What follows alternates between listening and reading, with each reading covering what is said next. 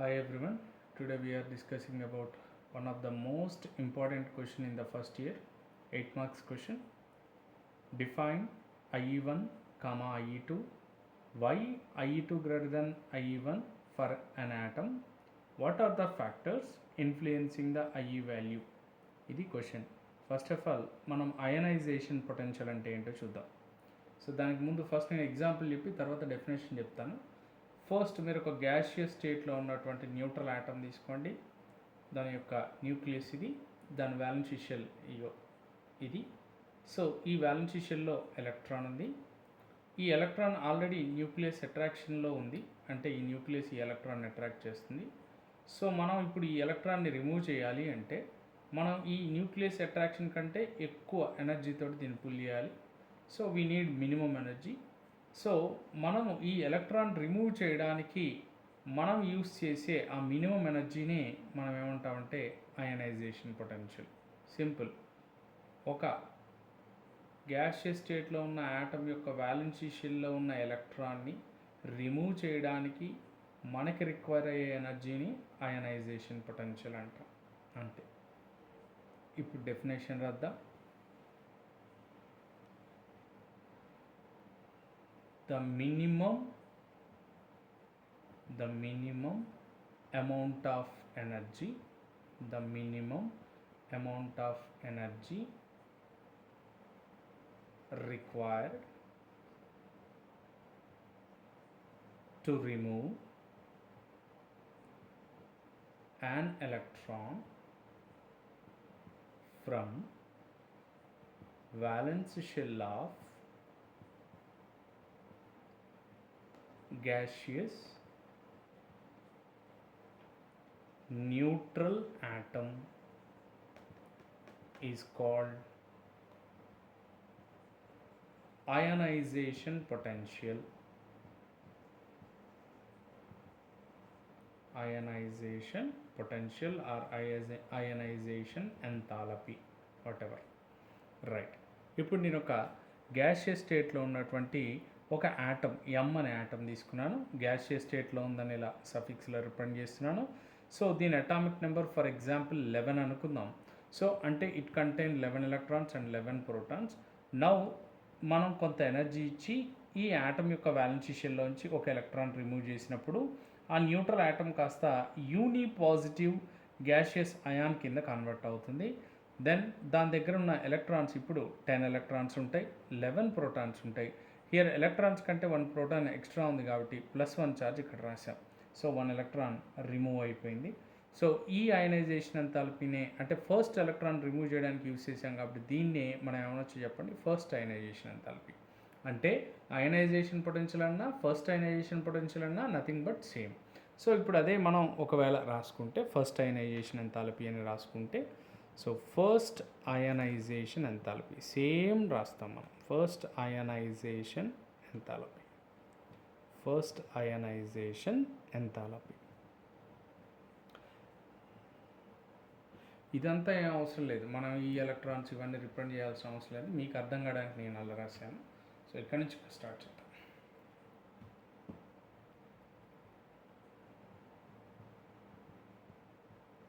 First ionization enthalpy.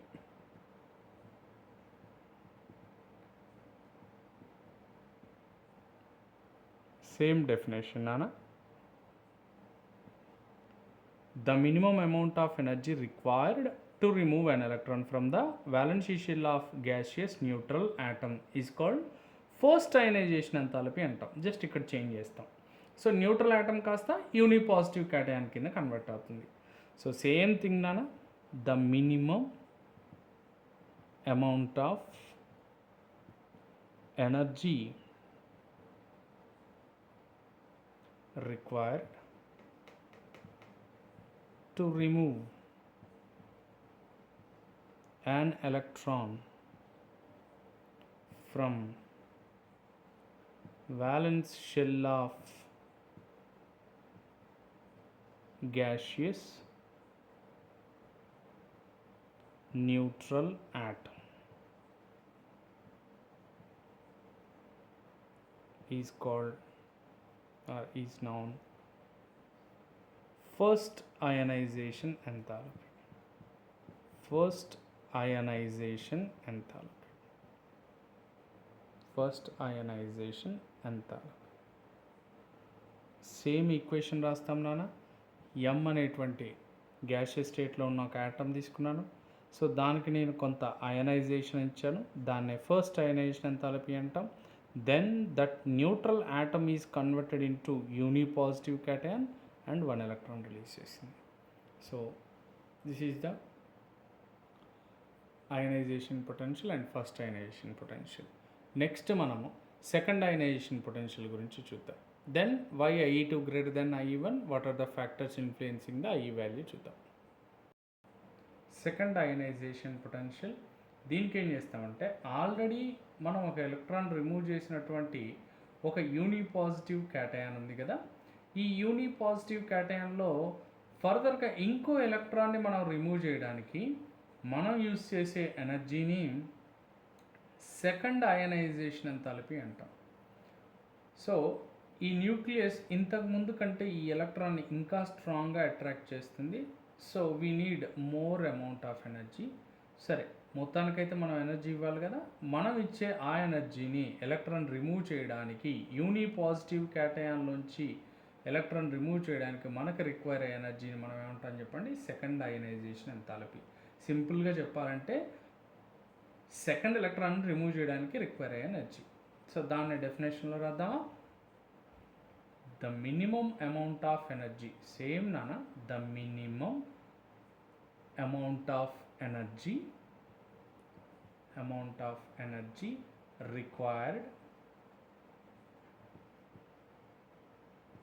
required to remove an electron from valence shell of unipositive cation. That means already ఒక electron loss అయినటువంటి ion is known as second ionization enthalpy. Second ionization enthalpy. Is it clear nana? So దానికి సంబంధించిన equation, యూనిపాజిటివ్ cation తీసుకున్నాం, gaseous స్టేట్లో ఉంది. So దీనికి కొంత energy ఇస్తున్నాం, IE2 ఇచ్చిన ఎనర్జీ. సో ఇది డై పాజిటివ్ క్యాటయాన్ కింద కన్వర్ట్ అవుతుంది ఒక ఎలక్ట్రాన్ లాస్ అయ్యి. సో ఈ ఎనర్జీని మనం ఎంతైతే సెకండ్ ఎలక్ట్రాన్ రిమూవ్ చేయడానికి యూస్ చేసిన ఎనర్జీని సెకండ్ అయనైజేషన్ ఎంథాల్పీ అంటాం. ఈజ్ ఇట్ క్లియర్ నా? సో ఇప్పుడు మన క్వశ్చన్ ఏంటంటే, okay, why IE2 greater than IE1? ఎందుకు IE2 greater than IE1? So second electron remove చేయడానికి ఎందుకు అంత ఎక్కువ ఎనర్జీ అవసరం అవుతుంది? సో మీరు 1 ఎలక్ట్రాన్ రిమూవ్ చేసిన తర్వాత వచ్చిన అయాన్ని యూనిపాజిటివ్ క్యాటయాన్ అంటాం. ఆ యూనిపాజిటివ్ క్యాటయాన్లో ఇప్పుడు ఆల్రెడీ ఒక ఎలక్ట్రాన్ లాస్ అయ్యింది.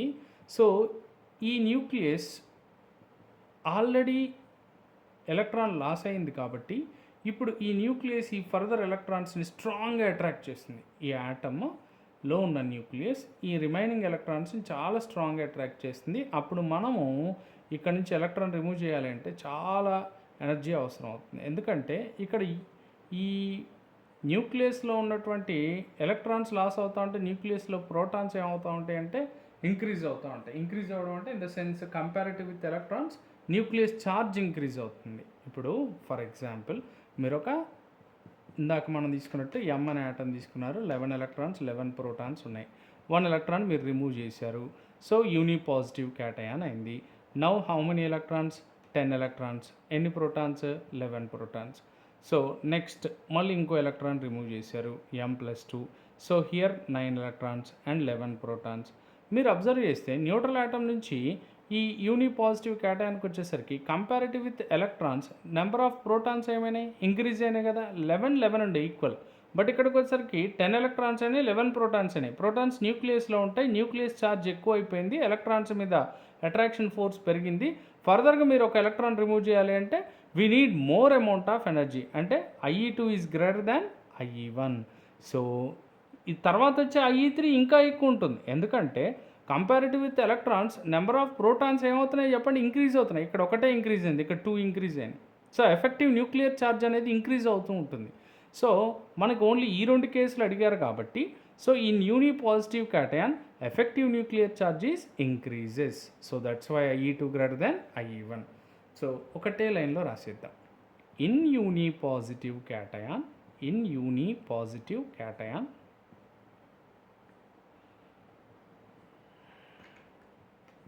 effective nuclear charge is increases.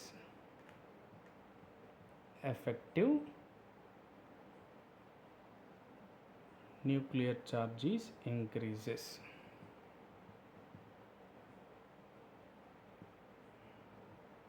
So we need more energy, more amount of energy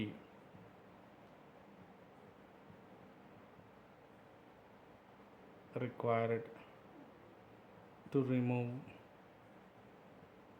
second electron. So IE2 greater than IE1. ఇదంతా రాయక్కర్లే, ఇక్కడ వరకు రాయొచ్చు. In unipositive cation effective nuclear charges increases. So IE2 greater than IE1. ఈ మధ్యలో మన కోసం రాశాను. So in unipositive cation effective nuclear charges increases. So IE2 greater than IE1 అని రాయొచ్చు. ఇది మీకు IPE పాయింట్ ఆఫ్ వ్యూలో 2 మార్క్స్. ఈ IE2 greater than IE1 reason రాయకపోతే కట్ చేస్తారు, 2 మార్క్స్ వ్యాలిడ్ అనమాట అది. రైట్ నానా. Next, what are the factors influencing the IE value? Factors influencing the ionization enthalpy value. So దాంట్లో first one atomic radius. First మీరు ఒక small size atom తీసుకున్నారు, అప్పుడు న్యూక్లియస్కి వ్యాలెన్సీ షెల్కి డిస్టెన్స్ చాలా తక్కువ, ఈ ఇక్కడున్న ఎలక్ట్రాన్ని చాలా స్ట్రాంగ్గా అట్రాక్ట్ చేస్తుంది. అలాంటప్పుడు ఈ ఎలక్ట్రాన్ రిమూవ్ చేయడం చాలా కష్టం. సో కాబట్టి మనం ఇవ్వాల్సిన ఎనర్జీ చాలా ఎక్కువ అవుతుంది. సో కాబట్టి ionisation enthalpy is very high. అదే ఒక లార్జ్ సైజ్ యాటమ్ తీసుకున్నాం, దీంట్లో న్యూక్లియస్కి వ్యాలెన్సీ షెల్లో ఉండే ఎలక్ట్రాన్కి డిస్టెన్స్ చాలా ఎక్కువ. సో ఈ న్యూక్లియస్ ఈ ఎలక్ట్రాన్ని అంత స్ట్రాంగ్గా అట్రాక్ట్ చేయట్లేదు. అలాంటప్పుడు మనం ఈ ఎలక్ట్రాన్ రిమూవ్ చేయడం చాలా ఈజీ. సో కాబట్టి మనకి రిక్వైర్ అయ్యే ఎనర్జీ చాలా తక్కువ. ఓకే, అంటే యాటమ్ యొక్క సైజ్ స్మాలర్గా ఉన్నప్పుడు అయనైజేషన్ ఎంథాల్పీ చాలా ఎక్కువ ఉంది. యాటమ్ యొక్క సైజ్ లార్జర్గా ఉన్నప్పుడు అయనైజేషన్ ఎంథాల్పీ వాల్యూ చాలా తక్కువ ఉంది. అంటే ఇది తగ్గితే ఇది పెరుగుతుంది, ఇది పెరిగితే ఇది తగ్గుతుంది, అంటే ఇన్వర్స్లీ ప్రపోర్షనల్. ఓకే, సో మనం సింగిల్ స్టేట్మెంట్లో రాద్దాం. Ionization enthalpy, ionisation enthalpy, ionization enthalpy, ionization enthalpy is inversely proportional to, is inversely proportional to, inversely proportional to atomic radius. Atomic radius కి ఎలా ఉందో చెప్పండి అమ్మా, inversely proportional. Okay, ionization enthalpy is inversely proportional to atomic radius. AR అంటే atomic radius, IE అంటే ionization enthalpy. Second one nucleus charge. ఏంటమ్మది? Nuclear charge or nucleus charge, nuclear charge. Yes, ఇప్పుడు nucleus charge increase అవుతూ ఉందనుకోండి, అంటే ఈ యాటంలో nucleus charge ఎక్కువ అవుతున్న కొద్దీ ఎలక్ట్రాన్ మీద అట్రాక్షన్ ఏమవుతుంది చెప్పండి, చాలా స్ట్రాంగ్గా ఉంటుంది. అలాంటప్పుడు ఈ ఎలక్ట్రాన్ రిమూవ్ చేయాలి అంటే మనకి కావాల్సిన ఎనర్జీ కూడా చాలా ఎక్కువ అవసరం.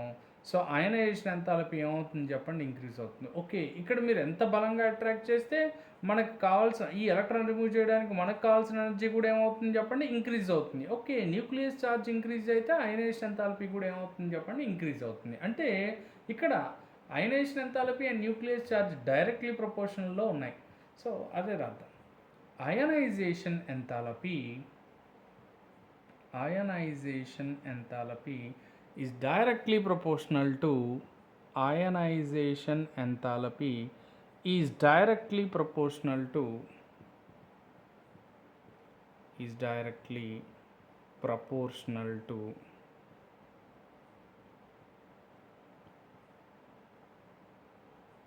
nuclear charge.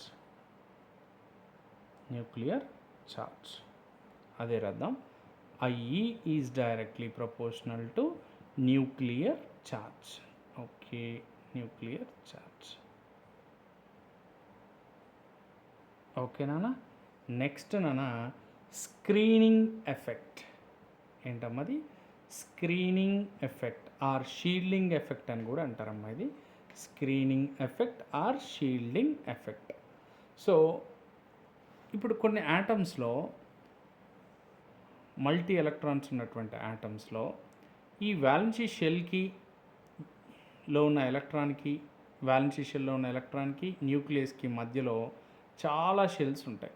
ఈ షెల్స్ ఏం చేస్తాయంటే, నేను ఒకటేసారి చాలా షెల్స్ ఉన్నాయి, ఇది కూడా ఒక షెల్ అనుకో.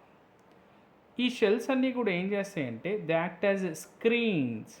సో స్క్రీన్స్లా యాక్ట్ చేసి ఈ న్యూక్లియస్ యొక్క అట్రాక్షన్ని వ్యాలెన్సీ షెల్ మీద పడకుండా ఆపుతాయి.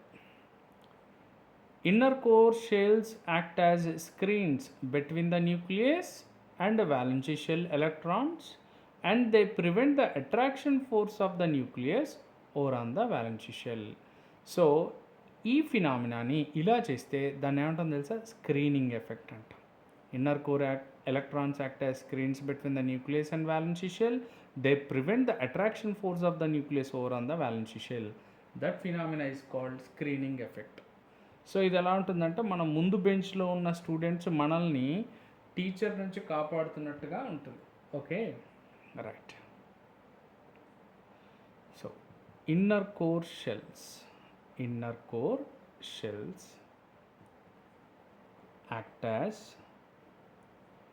screen between nucleus and valence shell electron.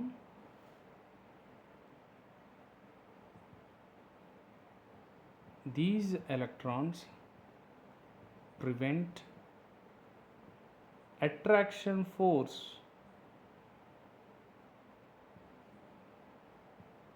of nucleus on valence shell electrons. This phenomena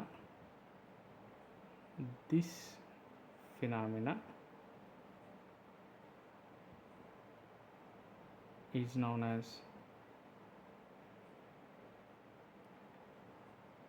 screening effect.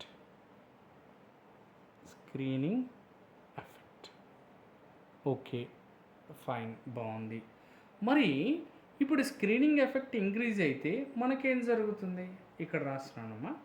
Screening effect increase అయితే, ఫర్ ఎగ్జాంపుల్ న్యూక్లియస్ ఉంది, వ్యాలెన్సీ షెల్ ఎలక్ట్రాన్ ఉంది, ఇన్నర్ కోర్ ఎలక్ట్రాన్ స్క్రీన్ లాగా act చేసింది. So అప్పుడు ఇది screen లాగా act చేస్తే మనము ఈ ఎలక్ట్రాన్ ఈజీగా రిమూవ్ చేయొచ్చు. ఎందుకు? న్యూక్లియస్ అట్రాక్షన్ దీని మీద పడట్లేదు కదా. ఎందుకు పడట్లేదు? ఇది స్క్రీన్ లాగా యాక్ట్ చేసి ఆపేస్తుంది కదా.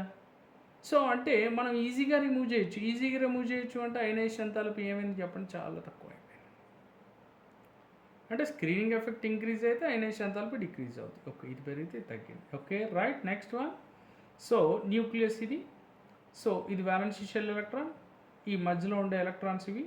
So they does not act as screens between the nucleus and valency shell. అంటే స్క్రీన్ చేయట్లేదు, అంత పెద్దగా స్క్రీనింగ్ చేయట్లేదు అంటే ఆటోమేటిక్గా ఈ న్యూక్లియస్ ఈ ఎలక్ట్రాన్ని చాలా స్ట్రాంగ్గా అట్రాక్ట్ చేస్తుంది. అప్పుడు మనం ఈ ఎలక్ట్రాన్ రిమూవ్ చేయాలి అంటే we need more amount of energy. అంటే అయనైజేషన్ ఎంథాల్పీ ఏమవుతుంది చెప్పండి? ఇంక్రీజ్ అవుతుంది. అంటే స్క్రీనింగ్ ఎఫెక్ట్ బాగా ఉన్నప్పుడు అయనైజేషన్ ఎంథాల్పీ తగ్గుతుంది, స్క్రీనింగ్ ఎఫెక్ట్ సరిగా లేనప్పుడు అయనైజేషన్ ఎంథాల్పీ డిక్రీజ్ అవుతుంది. అంటే ఇన్వర్స్లీ ప్రపోర్షనల్ ఉంది, ఒకటి పెరిగితే ఇంకోటి తగ్గుతుంది. సో లైక్ అటామిక్ రేడియస్ లాగా. సో ఇప్పుడు ఇక్కడ రాస్తాను, ionisation enthalpy inversely proportional to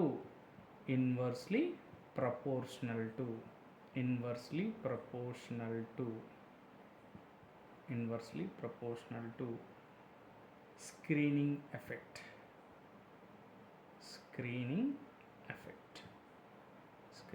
effect. ఇదే రకం. Ionisation enthalpy is inversely proportional to screening effect.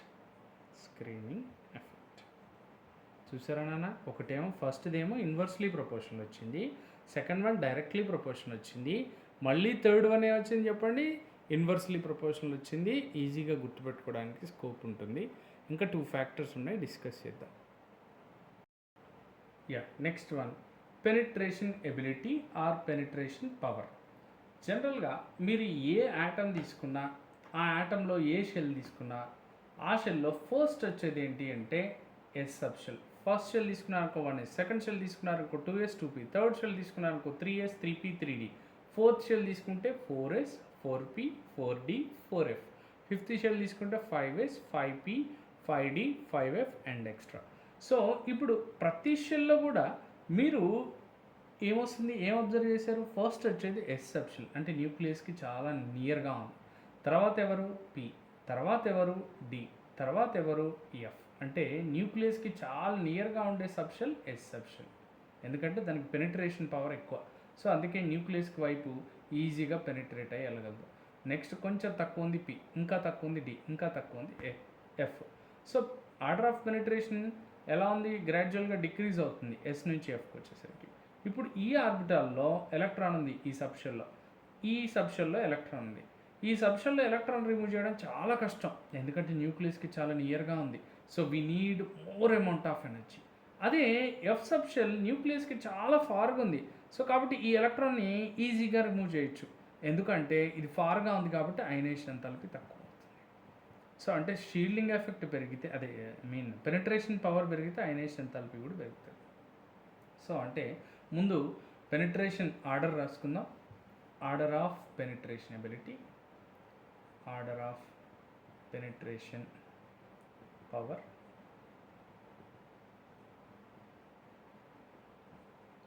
S greater than P greater than D greater than F.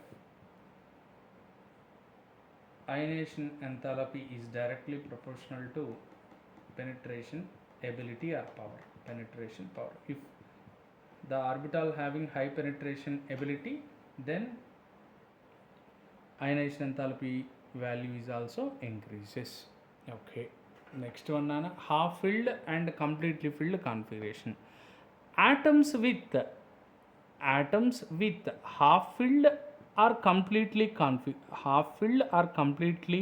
filled configuration, half filled or completely filled configuration, completely filled configuration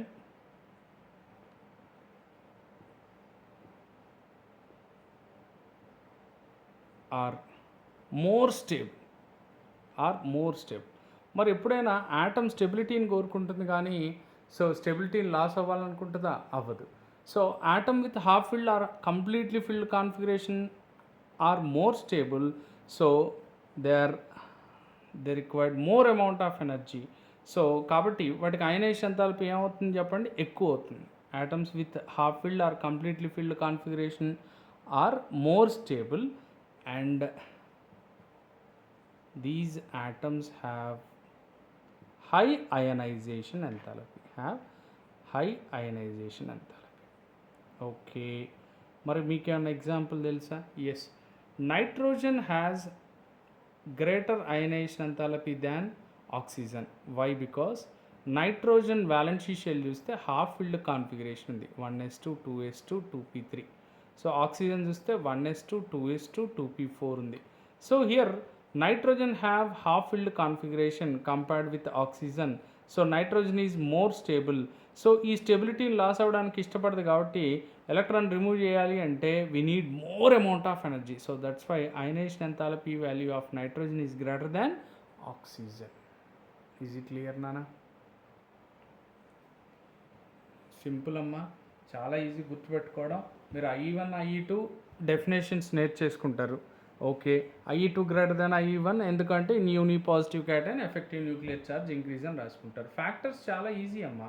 ionisation enthalpy is inversely proportional to atomic radius, ionization enthalpy is directly proportional to nucleus charge, మళ్ళీ ionization enthalpy is inversely proportional to screening effect. Okay, ionization enthalpy is directly proportional to penetration power, ionization enthalpy is atoms which are having half filled or configuration or full filled configuration, they are more stable. So obviously they have a high ionization enthalpy. Easy గుర్తుపెట్టుకోవడం, inversely directly so next conceptual కాబట్టి అది రాసేస్తే అయిపోతుంది. అర్థమైంది అనుకుంటాను నాన్న. Okay, thank you.